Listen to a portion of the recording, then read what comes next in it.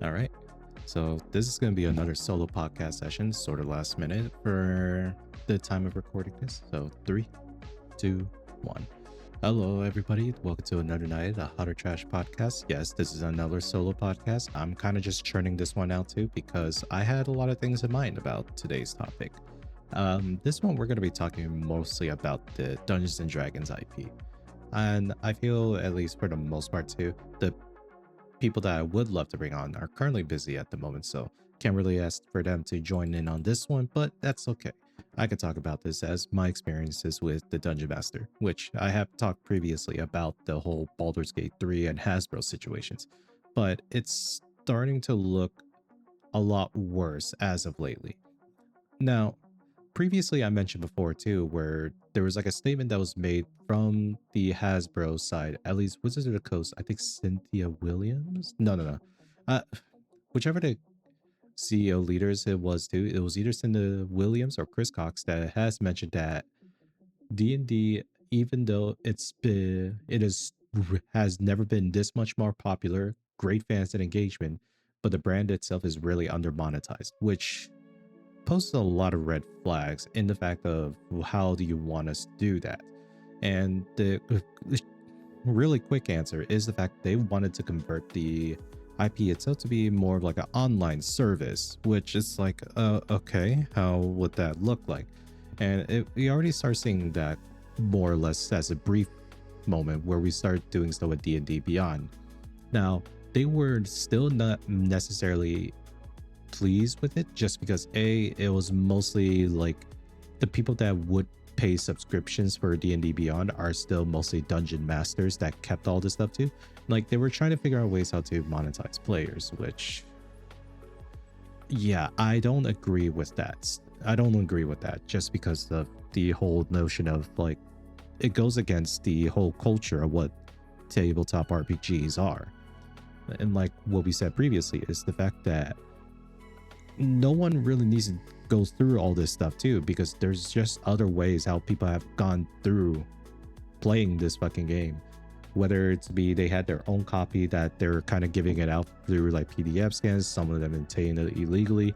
Like I said, I pose no judgments on that too, as long as you're not redistributing it and it's just only kept for yourself out of like piracy concerns. But the whole idea that they're trying to push for is what they want to make their IPs become more monetizable for the player base. So how else can we really do that? Well, they're kind of leaning more into the fact that they did originally try to do their own virtual tabletop system. Unfortunately, it was just so bad that they effectively canceled, I believe it was called their Sigil VTT system. The Sigil VTT was something that like, oh, it was made in like Unreal Engine. You can make all of these map assets and all this stuff that you can roll the, like in this case, do your own campaigns and this type of stuff too, which on paper it would be nice, but as a DM that played this, that's like an unnecessary like time needing to learn a new tool just for me to run games, when in all honesty it is 100% way better to just use already recognized like online systems that people have been using with either Roll20, Foundry, VTT, and many others that have been coming up to the grassroots that have already been established. Is the fact that Hasbro and D&D Beyond or the Wizard of the Coast team were effectively too late on trying to capitalize on the virtual tabletop marketplace now. So therefore they kind of shut it down as like, wow. And they were trying to make it so that, oh, you can also customize like these miniature tokens that can represent your character, but all the other things that help decorate it to can be bought with like microtransactions to help customize it, which is like, this is silly as shit. What are we doing here?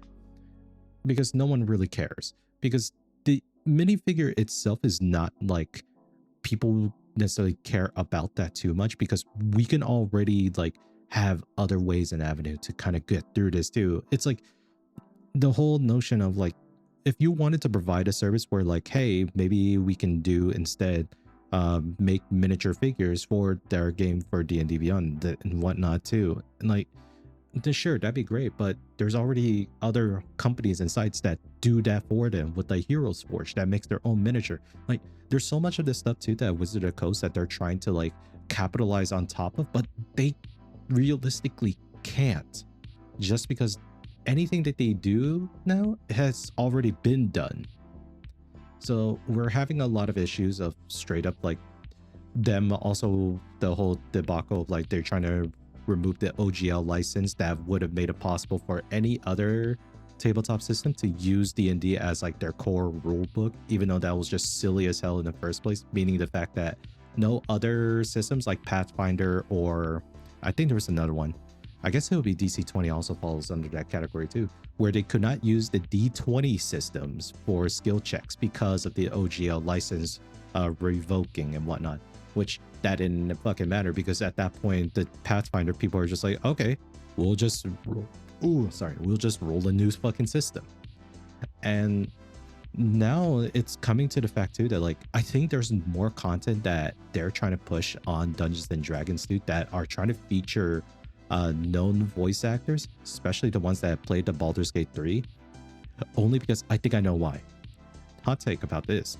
It's because of the fact that Critical Role has at this point separated themselves away from Dungeons and Dragons because they do have their own tabletop system that they could play. However, some of like their older campaigns that they're still doing right now still relies on the D&D stuff, but half the time too, they're just going to do their own thing. They don't necessarily want to do anything else with that franchise or IP anymore, probably after this campaign, which a lot of people are like saying like, oh no, this is probably when it makes Critical Role. I'm like, these guys are professionals at what they're doing. They're gonna be fine. We're not gonna really take pity on them. They're not like small artists who like, you look at the fucking roster that these cast of Critical Role have been in voice acting wise too. They are veterans, and if anything, this is like the best way that they can have fun about it too, while also showcasing their talent. I digress.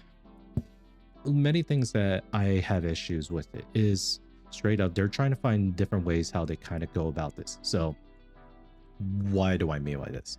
So outside of the whole scandal of like the OGL license revoking and whatnot, this was realistically what they were trying to hone in on. So for context, Hasbro acquired D&D Beyond, which is not D&D itself. It's just a website that was like a supplementary to helping people online to run Dungeons and Dragon game campaigns, at least over online, as there's like a website that holds all their stuff. But yeah, Hasbro acquired this website for around $146 million, somewhere around there, with leading digital tools as game comparison for D&D with nearly about 10 million registered users, that's a lot of people. So the thing is that why they did it, it's the fastest growing Dungeons and Dragons category in its platform, and explicitly acquiring it is a direct relationship with fans, providing valuable data-driven insights to unlock opportunity growth in new product development, live services and tools, and regional expansions. Hasbro also noted that over 80% of D&D fans had already played the game virtually in 2021, which, if all honesty, that's fucking great, but it also coincided with the around the same time frame of like COVID that happened. Although this is more or less like the tail end of it too, but there were a lot of people that were playing like online Dungeons and Dragons for a bit. So why does this really matter? Because D&D Beyond is served as like a way to help monetize like their online strategy that they were hoping for this to push. Imagine in this case too, where D&D Beyond at first was like anybody can realistically just sign up and register for an account just to like have a couple character sheets, and those character sheets should be enough alone too, where someone could just go to Roll20 and then just have it on the side too, and then they just start playing games from there, and we can go from on and on about how D&D Beyond was a very convenient tool place too, because there's a lot of times where as a dungeon master when I used it, I was able to help manage like all my character sheets too, what to give certain items, and how to like navigate through that stuff. Like D&D Beyond did such an amazing job of like helping people navigate how to build a character sheet, where that does become sort of a problem for newcomers, where it's like you get a blank character sheet that has all of these fillable boxes, numbers, maths that you have to do, and you have to reference it with the book. And it's like, it sounds like it's a lot of things too, but that's the fun part about playing this type of game too, is that like you're making all this stuff too. You're doing the number crunching, and then now you get to roleplay as a character that you built from that. Albeit, it might not be the best one if that's your first kind too, but hey, I've always loved the experience of watching players make their first character sheet for the first time and then trying to roleplay with that because that's something that they wanted to do. Now, me being a dungeon master and also a player too, there's been like a great mix that like I just branch into different areas and categories too, where I played as like the guy failure bum that's like a sword master, to even like a brutish like hobgoblin that's just like the typical like henchman that's just all he's good for is being like the tank and being like swole and whatnot. Like I love playing, in this case, player characters that legitimately have no other function that they're supposed to be the main character. They're just like, hey, I was just like an NPC and now I'm become like a player character for the party. That's how I love playing a lot of my stuff too. Just because it's more interesting that way. It's very easy to like kind of build from that. If you want to build depth in that too, you give yourself opportunity of room to be like, how would I flesh this out based on the things that are happening? Because reminder for everybody too, this is a creatively dynamic game. So otherwise, there are people that are rule sticklers that will do everything they can to follow the rules based on like the backgrounds, the alignments, and everything about it, which I want to say, sure, you could play the game like that too. And if anything, it does help you trying to figure out how to like roleplay your character in certain fashions. I don't think that like we need to be that stringent or that close or that much of a rule shark to the rules themselves too, when a lot of it can literally be just hand waved off based on what the DM allows. And this is something that I believe is like the real essence of, I don't think Hasbro understands how their IPs function, because half the time too, they are trying to look at it as like, oh, okay, because everybody likes playing Dungeons and Dragons too, we just have to make sure that we control it enough too that like they won't be able to talk, or we won't have to like answer the customer hires if we just paywall them too, and they have no choice but to buy from it because we're Dungeons and Dragons. What else are they gonna get? Without realizing the ttrpg space is a lot bigger than the Dungeons and Dragons make it to believe. D&D is just very popular, but there are so many other games that people that play D&D can springboard off of so that they can play other things. For example, Pathfinder is in this case a better, or not better, but if you like number crunching and you like to do min-maxing builds for like certain aspects and have complexity with class building, yeah, I think Pathfinder is really good, albeit there's some confusing shit that comes in there too, but a lot of it kind of follows generally the same thing too, combat wise. Now, I've had experiences playing Anima for the most part too. Would I say that's my favorite? Not necessarily, but it is someone's favorite. Because that's the thing about a lot of these systems too, is that like somewhere out there is going to be a tabletop system that you like and you would want to run yourself with your group of friends that also are like-minded as you that would play this. And there's a whole thing too that like, okay, I want to at least address the big elephant in the room, in the fact that I can't really talk about D&D without also mentioning some like the newer stuff that they are trying to push as well, which is just like all the quote-unquote woke stuff too, where it's fucking racist to mention it this way too, but they're like making it so that orcs are like the most oppressed of their race too, and they made it so that they somehow made orcs like a representation of Mexicans too, based on like recent art. It's fucking wild, and it's something that like there was no need for this. Why though? Like you couldn't. There's a reason why orcs have the stereotypes the way they do too. It was only because for the DM it was easier for them to like make stuff out of. But here is the crazy thing that you could do. DMs could always retcon, could always change how these things are. Like nobody is realistically following, in this case, whatever the D&D like rules are, or in this case the type of world building that they do, unless you're specifically doing like, I think it was called like the Sword Coast campaigns. Yeah, Adventures of Sword Coast campaign, where it does feature a lot of like the official D&D IP, which, you know, Baldur's Gate 3 is also a part of that too. I can understand that, right? that maybe in some cases too, that like this is something that like is really dumb too, but to anybody else that wants to make this thing into like a bigger it is effectively a nothing burger. There's nothing else that will tell you you have to play it like this too. But I get it in terms of like the way how they're marketing it too. It makes it very whitewashed too. It's like the same situation was slightly happening with like World of Warcraft, where a lot of people miss the edge that a lot of like the previous iterations of the game itself too had.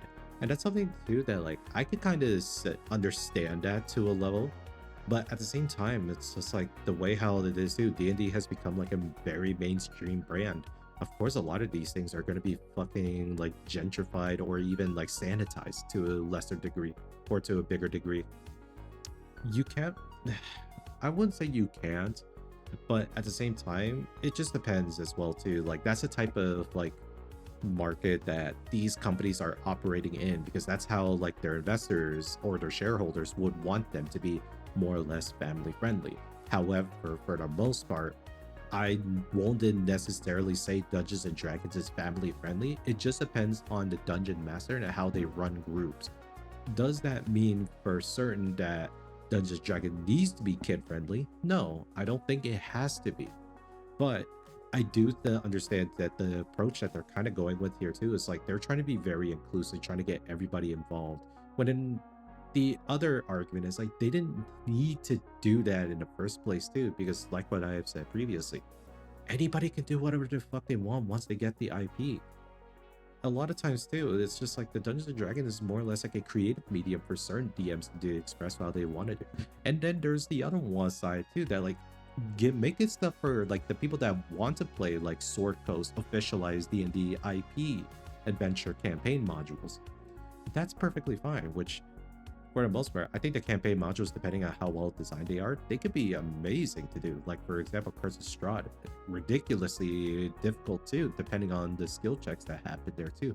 But it is funny as hell. But where is this also coming from too? I think the live service pivot is what's gonna effectively be something that I'm gonna be worried about. And if anything, I already mentioned it before too, the sigil VTT is practically dead. And we're just like, yay, vertical community, this is no longer gonna be a thing and we're not gonna see this shit. It's like, oh no, the fight is going to continue, right? Because here's some things that like we need to also remember. What other IP does Wizards of the Coast own? Magic the Gathering. Magic the Gathering has been doing very well and successful too. But albeit I've also had and heard arguments of they don't typically like what's currently happening with their Universes Beyond set, which is just mostly just cash grabs. Like they're doing it so much that they have like the Teenage Mutant Ninja Turtles, the Avengers, Marvel stuff, to even the Doctor Who reruns, and even like Hobbit drops that they did recently too. And there's like a lot more come about it. There's planning more for this as well. And it's just like there's so much of this too. Like, please, this has to like stop too. And that's something that like they're trying to apply it to the D&D stuff.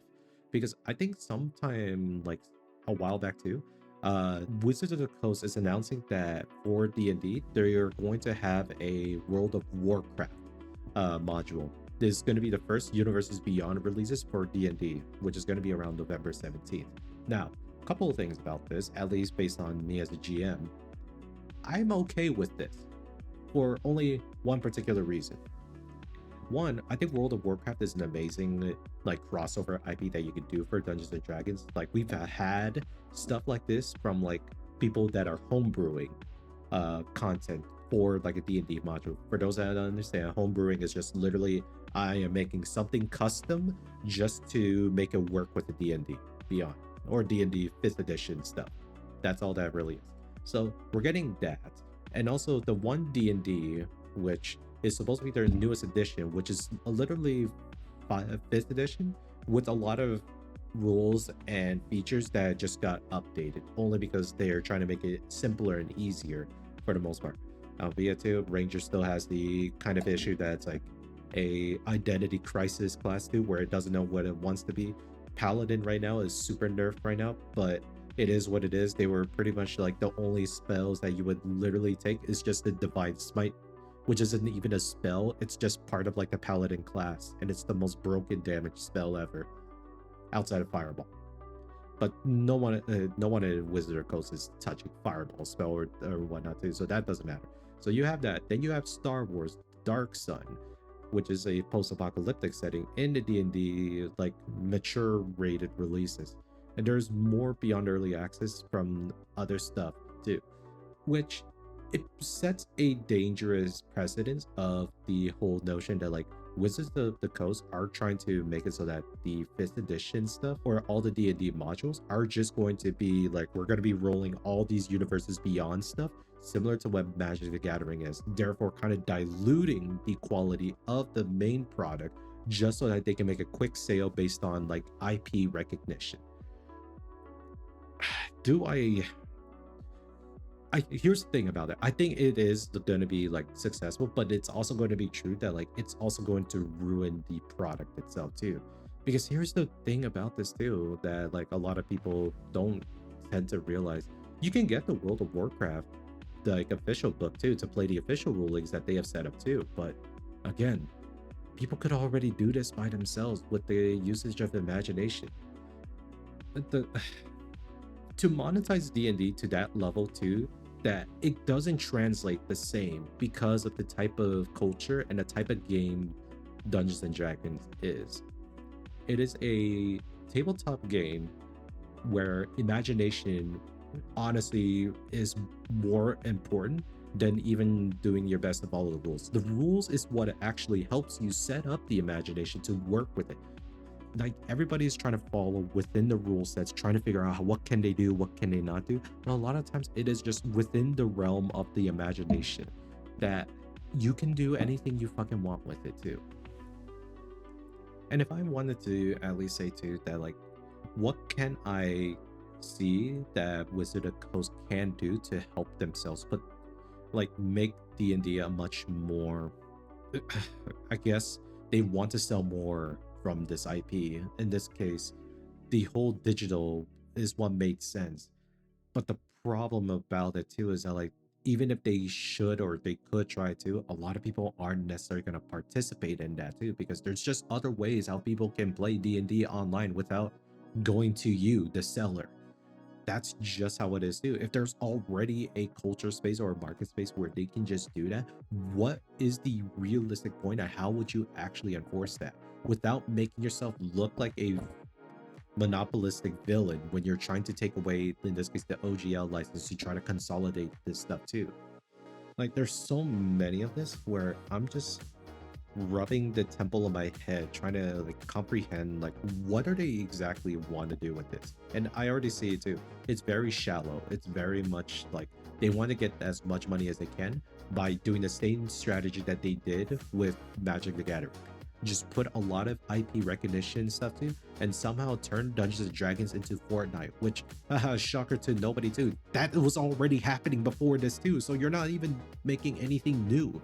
It's just now that they're trying to make money off of the like official canonized material, which I will say this: I don't care too much of the what is considered canon in the Dungeons and Dragons space, only because of the fact that it's something that like I wouldn't even necessarily want people to. Actually, if you're curious about some of the story and lore behind it to help with world building, shit, I'll listen to a lot of like the old lore when it comes to D&D. When it comes to stuff that they are making newly, or some of the new stuff as well, the only exception would have been Baldur's Gate 3. But even then, they kind of tackle, in this case, a surface level of like the grander scale that is the whole Faerun, which is, by the way, for everybody else, that's just the entirety, the world that inhabits Dungeons and Dragons. And if anything, if you also know too, Critical Role, all of their stuff is technically canon inside of the actual world of Dungeons and Dragons, which is crazy for the most part because it is a content creation like story or custom story at first, until because of their popularity, they were allowed to give it like make it canon to the entirety of the Dungeons and Dragons stories, which shit, it did change the history of, or change the trajectory of the original lore from whatever happened in the first campaign one, a Critical Role. with Vecna and all of their other character cast too, mentioning like the different gods here and there too. Like Matt Mercer, I would give him credit in the fact that he sticks very true to what is currently canon to Faerun throughout like his entirety of his friends doing their D&D campaign session. That is something else. But if I were to be honest with you, if I wanted to actually showcase people what playing Dungeons and Dragons is really like, I wouldn't look that much further than look at another famous person like Brandon Lee Mulligan, who is also going to be who's also a DM for another Critical Role session too, which is fucking fantastic. Brandon Lee Mulligan is who I like to say I want to embody the chaotic energy of just rolling with whatever the player does, versus in this case, how do I make their story work together with the grand world that I have tried to build around too, where I'm doing like a mix of both, where I'm taking the aspects of like how could I make this work together, but at the same time I'm embracing the chaos of whatever the player does, just because it's much more fun this way too. That is the main thing why I love this too, and I feel a little bit passionate about this too, as someone that like, yeah, I've been DMing for, oh shit, let me say, I'll say like I was going at it since like 2018 now, so it would have been like 8 years of me playing like tabletop RPGs.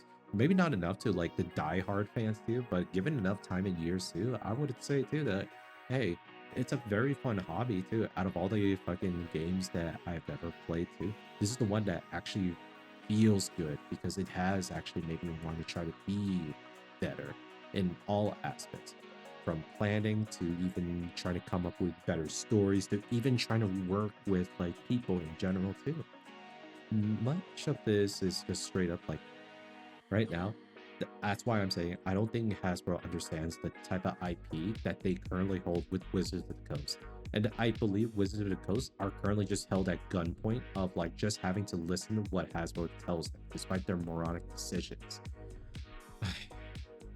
The other big news that comes about this too is the fact that they have, I believe, at some point, they released a sister company under Hasbro where it is going to be used for AI voice modeling, where in this case they're going to take their very popular IP stuff too, and they're going to say that these AI voices would be like brand ambassadors that other companies can pay this sister company, which would then roll into paying royalties to Hasbro, that they can use it for other stuff, for whatever the case may be, using AI voices.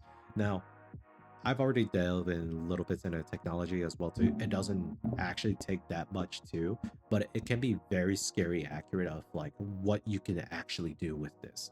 Like, I wouldn't, if you're curious about it too, there are videos out there that show you how to AI voice clone, but I would want to say is be very careful with this technology, because in the wrong hands, this could 100% just cause so much shit happening. And then the AI voices too, they are using this as a way to help with trying to say, oh, we can market this for now too, where the D&D oh shit, my bad. Let me drink real quick. I had to clear my throat because I was just speaking without drinking that much in the first place. So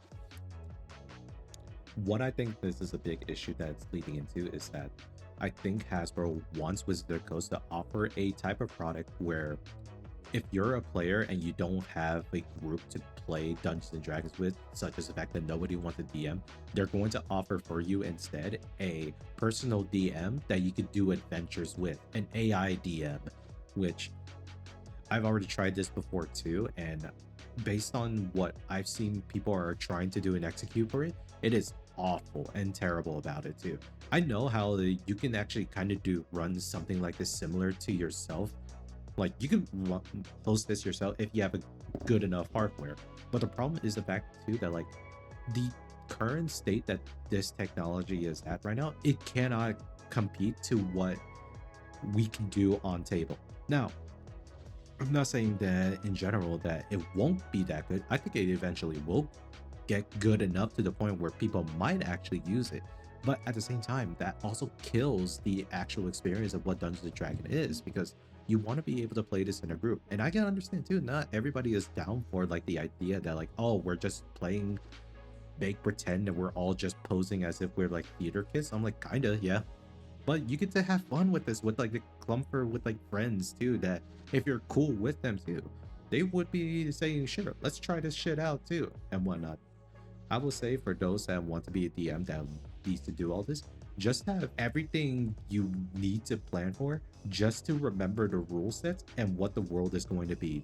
Don't try to force players to go into a route that they can't do it unless they're the type of people that want to be directed. Like that will happen in like the first few sessions where you can help like direct them a little bit, try to get them more comfortable with like the whole D&D stuff too, with you as DM trying to help railroad them to a certain point. But up to that certain point, they should be comfortable enough where they can have their own player agency, that they can go wherever the fuck they want. That is the beauty about a lot of this stuff too. And then if you're good enough DM too, you can fabricate that, hey, here are your free choices that you could do, but all those choices you have already planned for to coincidentally it meets to the end goal that you have already prepared for.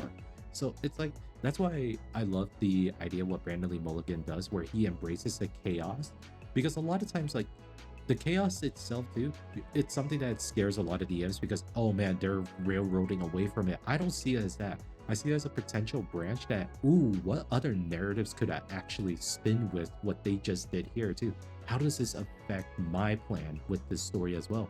Because here's the thing as well, not everything has to be stagnant, not everything needs to be planned accordingly too. Imagine that your world that you're role-playing in is a living, breathing world. That's what a lot of players love about what they play Dungeons and Dragons too. They want to feel that the world that they're playing is alive as well, and you as a DM need to be able to facilitate something like that.